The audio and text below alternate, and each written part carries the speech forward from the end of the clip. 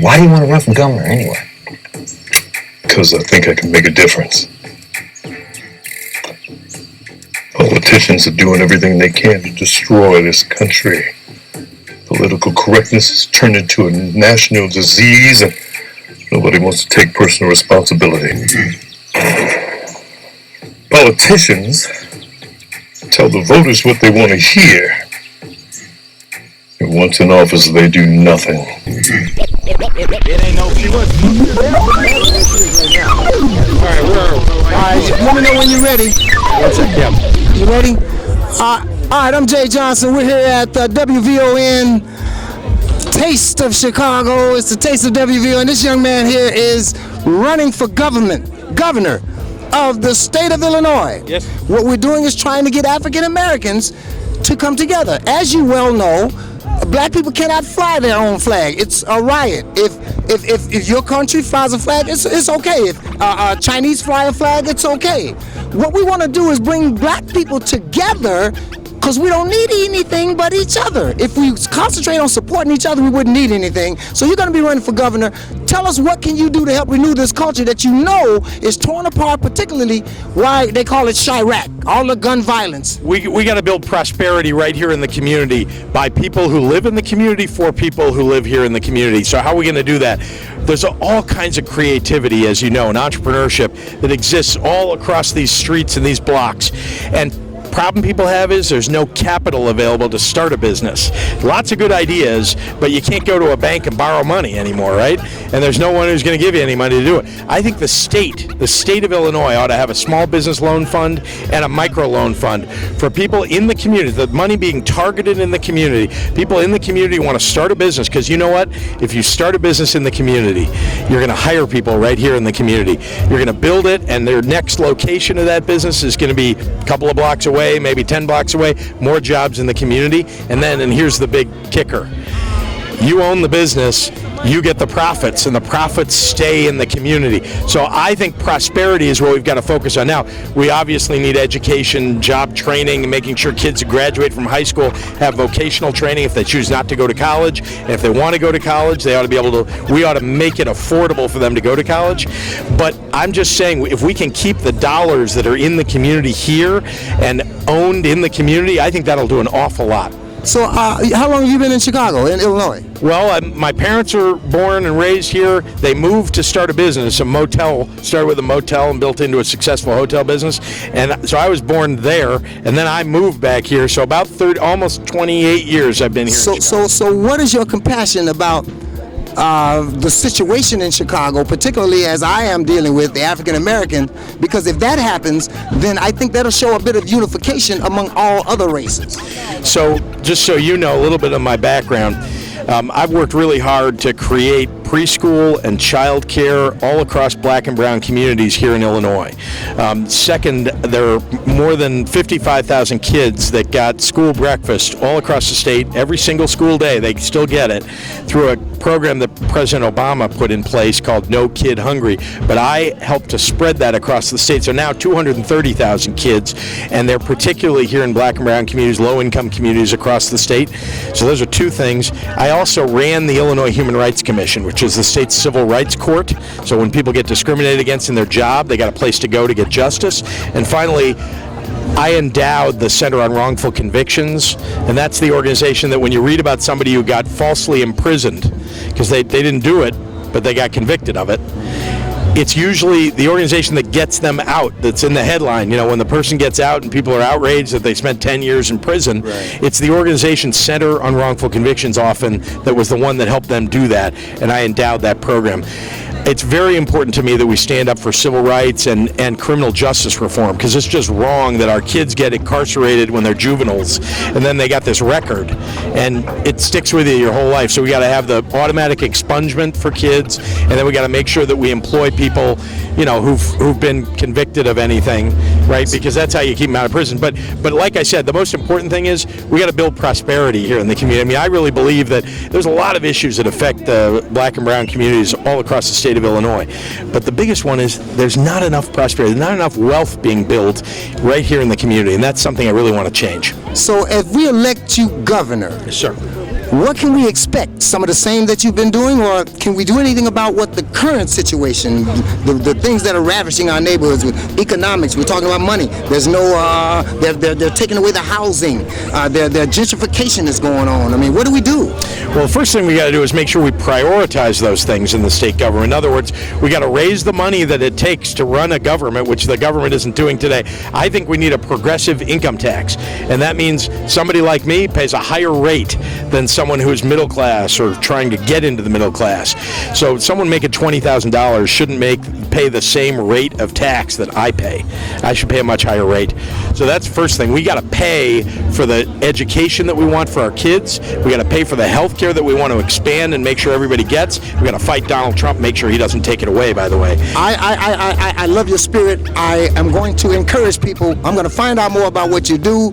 I'm going to come and talk to your people. I want to find out what you've done outside of what you said. Okay. We need somebody in a governmental position who can do something, and we need to get political about it. And I like what you said so far, and if it continues to go as it has been, what you've said, we got your back here at Chirac.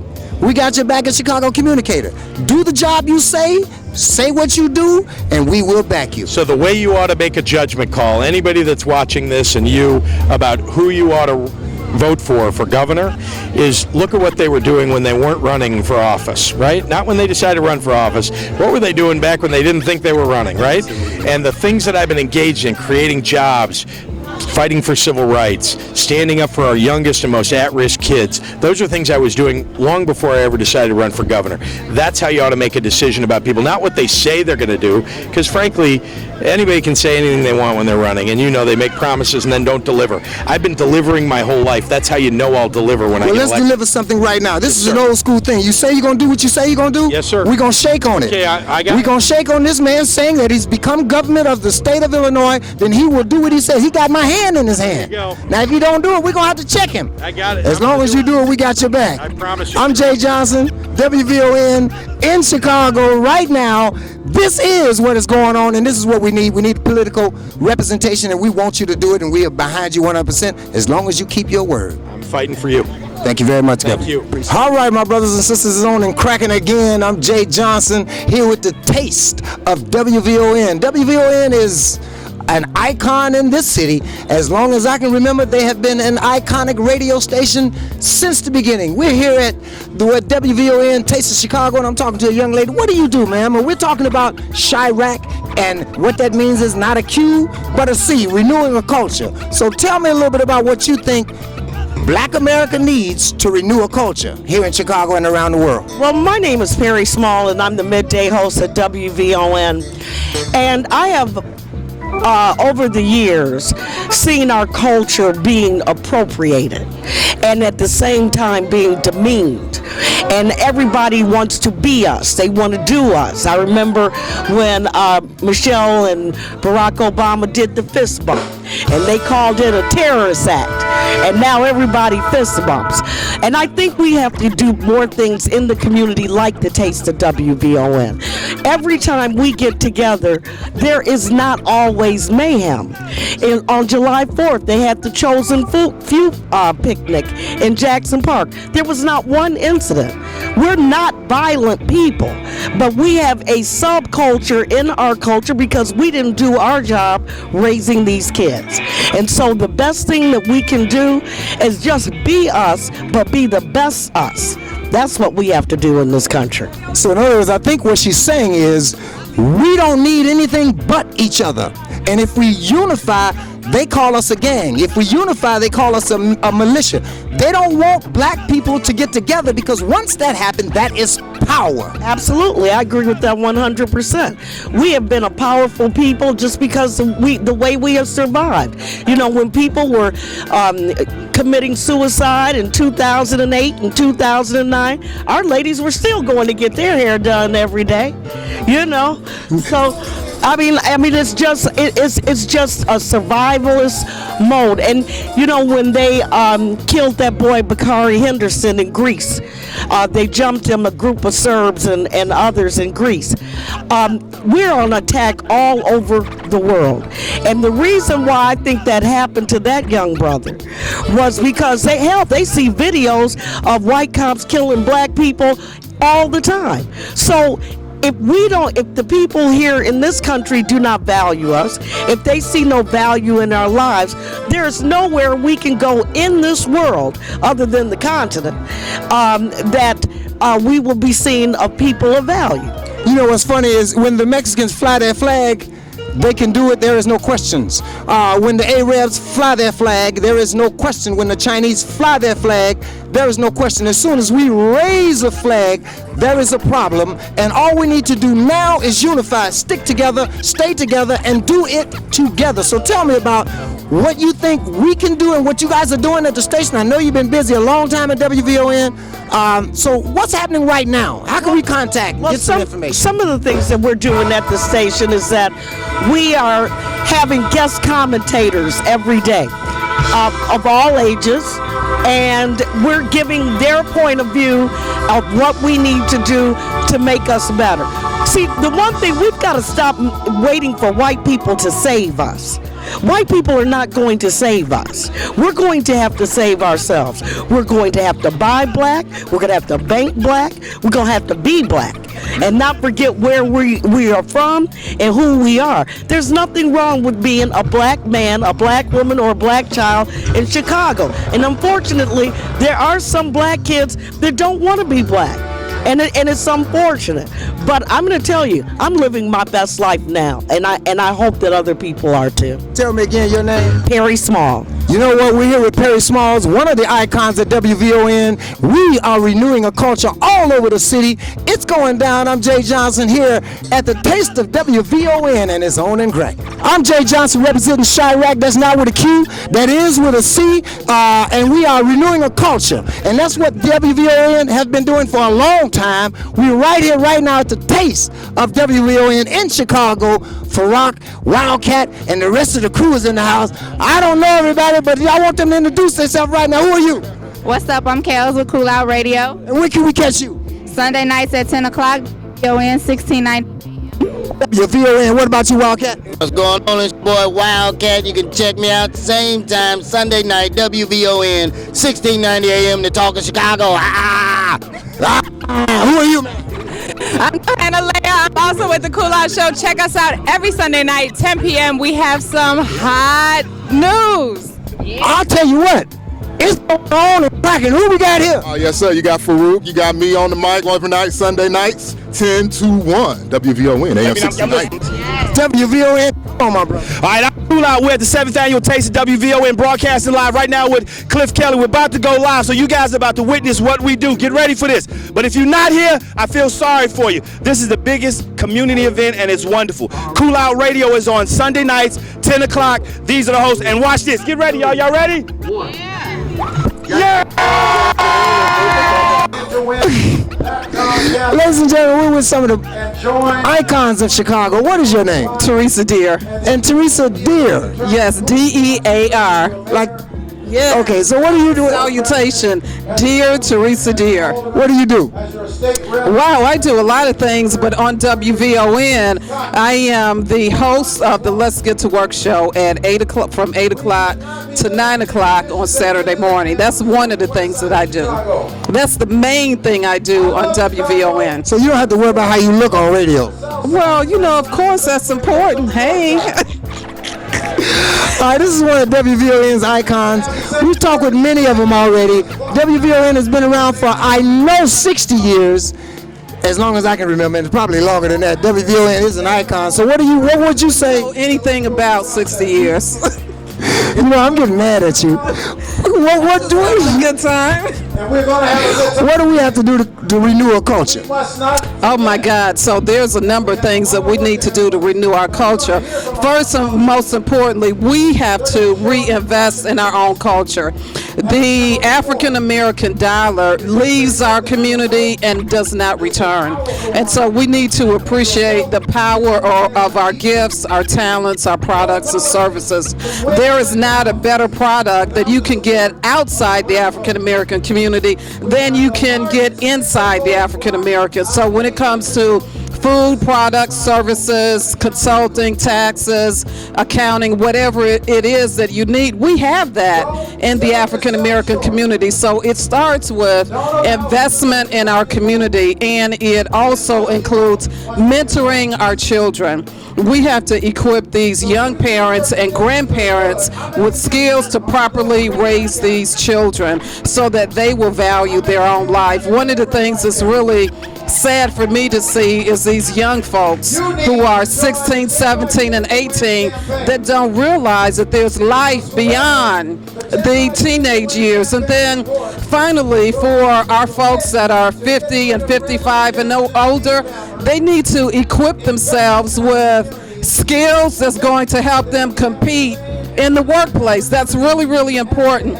From my perspective, when I host the Let's Get to Work show, one of the things that's really heartbreaking and sad for me to hear is all of these talented African American people over 50 and 55 that are not on social media, that don't text, that aren't on LinkedIn, etc. Today, people don't place ads in paper, it's on social media, and that's where people over 50 and 55 need to be. You talk about them taking money out of our community. The Arabs are coming to our community selling all this junk. We're buying it. They're taking the money right out of the community. The Koreans are doing the same thing. We need to start supporting each other.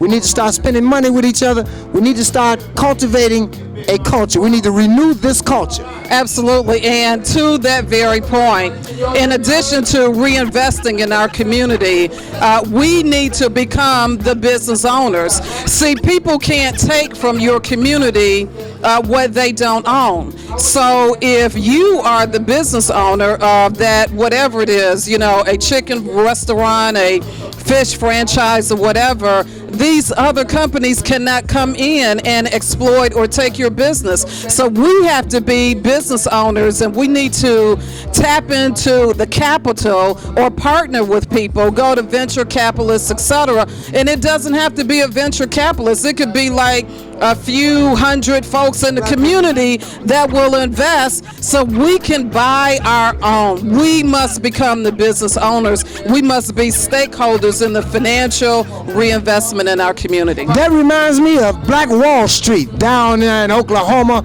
We had doctors, lawyers, we had banks, we had grocery stores. White people didn't like that, so they killed 3,000 people. I think it's a different day. I think we were messed up because of that, and I think we need to get back to supporting each other, and that's why Chirac is alive today, renewing a culture. And renewing a culture means unification. It means trust. It means respect for one another. It means spending money with each other. That's what it means. Absolutely. All right, my brothers and sisters, as you well know, I'm Jay Johnson. We're renewing a culture. That is with a C. Renewing a culture, Chirac. We're here with the Foundation for Medicine. Foundation for Medicine. Yes. This is for students, for children who want to get into the medical field, and this opens up doors for them. This is for the black kids and the other minorities who want to get into the medical field, but because of the color of their skin, those doors are not open for them. So what we do, we open that door for them. And I am a part of this foundation. I went through it, and it's one of the greatest things I've ever done because I want to become a doctor. And what we do is we match you up with a doctor, and they become a mentor to you, and they guide you into going to the right medical school and how to take the SAT, ACT, and how to take the MCATs, and how to choose the right field for you into medicine. So in other words, you guys are the I Am Able Foundation. How can we contact you so that we can let other minorities and black people know how to get in contact, those who have an interest in your field? You guys can visit our website at www.iamable.org, and right there has all the information that you will need to know about our organization. It has an application that you can apply to come into our organization, and the founder of our organization, Dr. Lamenta Conway, she's the nicest person you will ever meet, and she genuinely cares about the students and about the children who want to become doctors. Well, I'll tell you what, all of you are able. This is the I Am Able Foundation. I'm Jay Johnson with Chirac, and that means renewing a culture. So what do you think it takes? I see you're doing some things to renew this culture. It just takes a lot of hard work and dedication. It just takes us to get out of that lazy mentality and start pushing forward to a brighter and newer future for ourselves, because we can do the things that many people tell us that we can't. And it only takes just one person to kickball that and to start rolling. And it also takes you to believe in yourself that you can do it. Whenever they put you down, you have to stand right back up. You have to stand back up and you have to fight harder than you did before. That means that we have to stick together. We have to shop with each other. We need to trust one another. We need to honor one another. We need to have respect for one another. And what are we going to do about that? Honestly, just get out the streets and just believe that you can do it. It all starts with just believing in yourself and just believing and looking forward to a brighter future for yourself. You have to want better for yourself in order to make it. You can't just sit there and just wish. There's too many wishing going on. Like, you can wish for a lot of things. You just have to make it happen. You have to get up and you have to make it happen. Give me your name one more time. Kellen Scott. Kellen Scott is a prime example. The man is very intelligent. He speaks very well. He didn't say a word a minute ago. I was talking and but now he just won't stop, because I believe that he believes in what he does. And if you're going to do anything, you better believe in it, have faith in it, and make it happen. I'm Jay Johnson. Chirac is in the house. That is with a C. Renewing the culture. And what are you going to do to renew the culture? That's what I want to know. Just keep on doing what I'm already doing. Praise the Lord. Hallelujah. We'll be right back. Well, ladies and gentlemen, it continues over here at the W.V.O.N. Taste of Chicago. I'm Jay Johnson, and we are Chirac, renewing a culture. We're sitting here with the Next Level Health. Now, you and I both know that if you don't get good health, you won't get old well. If you get old, you're lucky, but you want to get old well. So I'm talking with Next Level Health. Tell us a little bit about what you do. Hey there, Jay. I am Jessica Pickens, and Next Level Health is a Medicaid managed care health plan here in Cook County. So anyone who lives in Cook County and is eligible for Medicaid, you are able to choose Next Level Health as your Medicaid managed care health plan. We are proud that we are homegrown. We were created out of an RFP from the state. Our CEO, Dr. Cheryl Whitaker, is an African-American female physician. Our president, Dr. Thomas Fisher, is an African-American physician. We are a company where we live in the community we serve. We hire from the community. We work in the community. We use vendors from the community. We focus on minority vendors from the community. So we give back to where we are, because we too believe that it takes all of us working together to revitalize where we live. So we are homegrown, not just in Illinois, but right here in Cook County. We work in the county, and we are looking forward to being able to continue to reinvigorate communities by making people healthy. Our motto is, a healthier you, a healthier community. So what we do is work to help our members coordinate their care, meaning that our teams work with their physicians to make sure that they're getting access to quality and appropriate health care. And as we know, Medicaid is a low-income insurance plan, if you will. So we're working with those that private insurance commands a different level of attention for most people. We work to make sure that our members get that same level of attention and care. I think that I'm going to be using you, but you said something very important, and that's one of the reasons why we do Chirac. There's a bad taste about Chicago when you say Chirac. Everyone in the world thinks that Chicago is bad. All this good stuff, that's what we're doing. Renewing a culture, showing that Chicago has a lot more than one or two people shooting folks in this area. And so this is what you've been doing for a long time. I'm going to get with her company because I want to support Black. I believe in her. I love her spirit. We're going to look at the information, and we are going to tell you more about it. So what do you want to say to our viewers about how to renew a culture outside of what you already been doing very, very well? Well, I think that it's what you said, right? It's us not giving up on our own community. So we choose to locate in the community as a business. We have offices in Inglewood. Our corporate office is on the west side in North Lawndale, and making sure that we hire from the community and that we train up our own people and educate folks on how do we begin to take control of our issues and take care of us as opposed to running away from it. That's our motto, that's our culture, and that's what we feel will help as we all work together to turn things around. This is exactly what this is about. So if you don't know, you really know now. We're showing you everyone that we can get our hands on and get this camera in front of to show you how we are a powerful nation. One of the things the Blacks is, when we get together, they say we're a militia. When we get together, they call us a gang. When Mexicans fly a flag, it's okay. When Chinese fly a flag, it's okay. When we fly a flag, it's a problem. It's a riot. Watch this. When we get together, there's too much power for every nation. Because you mess around and have sex with a Black man, have a baby, the baby gonna be Black. Whether you Chinese or Mexican, don't make no difference. That means that power is there. Am I? You are correct. I'm biracial, but I am Black.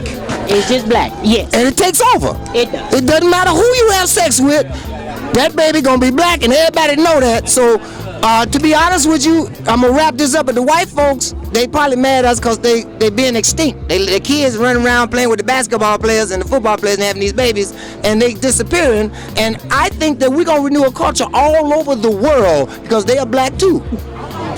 We just want to make sure that we're working with everybody, and it takes a concerted effort. Look, it's going to take all colors, all people to do what we need to do to turn our communities around. So we focus on that. We focus on diversity, but we also claim and know and are proud to be who we are and to stay in the communities that we come from and represent to make a difference. I was being funny. I'm a comic. That's what I do. I just happen to be talking to her, but it's a serious business. Chirac is in the house renewing the culture.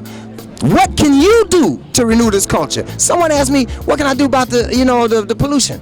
He said they messing up. I said, man, brush your teeth and wash your behind. That will help. So I appreciate what you're doing. Say one more thing to the public before we go.